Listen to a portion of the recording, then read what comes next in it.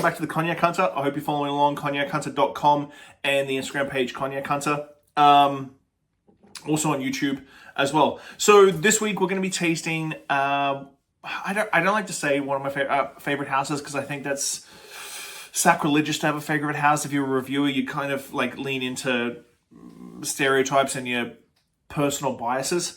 But I do have a lot of houses that I admire for different reasons. Last week's episode, Pierre Ferrand being dynamic and innovative, I've absolutely loved the fact that that's the way they are and they're so unapologetic about it. This week we're going to rock out the Hine, H by Hine. It's their VSOP. This one, as well as the 1840, was sort of developed for cocktail bartenders in two different veins. The 1840 was definitely that bright, light sort of recipe from the era. This one has got some really good backbone notes. It's a VSOP, so aged at least 4 years. Now, with the youngest part of the blend is 4 years old. There could be a myriad of other things. Eric Forget is a fantastic master blender. He's been with the company for a very, very long time. When we visited Hine during the BNIC certification, it was hugely interesting when they talk about the way that master blenders remember recipes. And UNESCO is working on giving them a UNESCO certification in cognac because of this transference of verbal information. There's not a lot of written down or quantifiable knowledge when it comes to being a master blender. It's much more about like, this is the way it's done. And so when we were there, he would like point at a blend and he'd be like, oh, that one is 60% up here, 40% on paper. This one's like 20% up here, 80% on paper.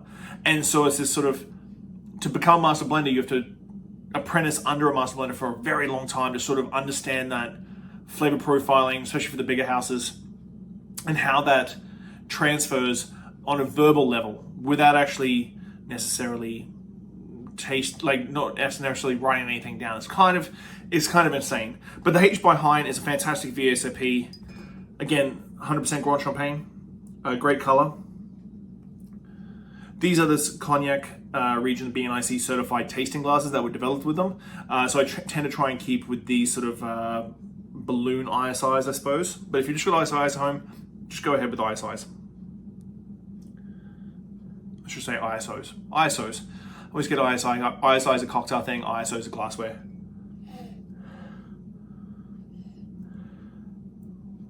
On the nose, like baked appled, a little bit of Christmas spice.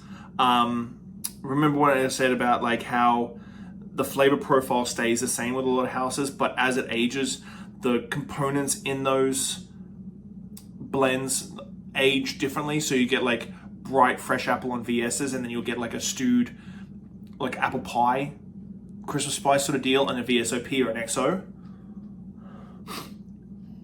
Oh, beautiful apple notes.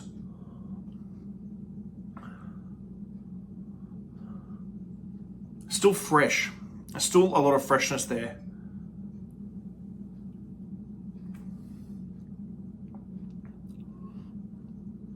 Done a lot of work with Hine in the past.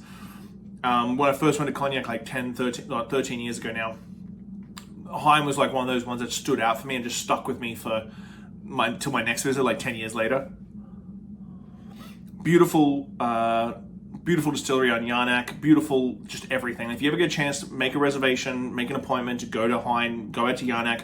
Cavossier's right there. There's a few other distilleries there as well. You can do like a nice little walking tour, which you should be doing, in the Yarnak region, and really hit a couple of really good small producers, plus Cavossier, the big producer in that region right on the Charente River. Gorgeous.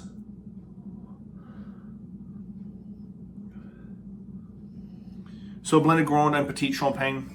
So a fine champagne. Most of their holdings, Hine's holdings, are in the Grand Champagne region. This is just versatile. This is meant to be like a good backbone for a good Sazerac, a good backbone for a Harvard, a good backbone for a Stinger.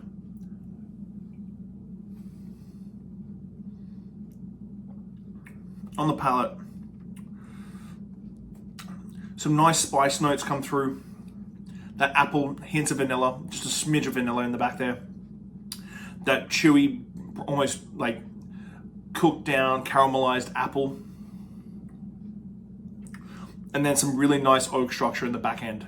Nothing too crazy, just a nice little subtle kiss of that beautiful like French oak, little spice, little vanilla.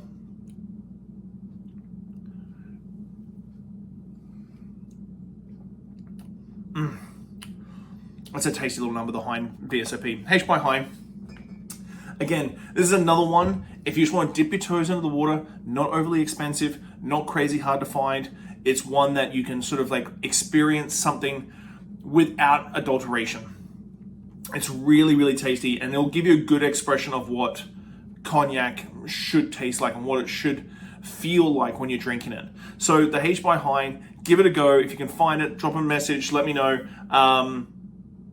I'm hoping the videos are like helping you like going, oh, I should try something completely different. Let's go outside my norm. That's the whole point of the show. The whole point of the website is to go outside your norm and sort of push some smaller producers that are making epic juice that you need to taste. So until next time, guys, see you soon. Bye.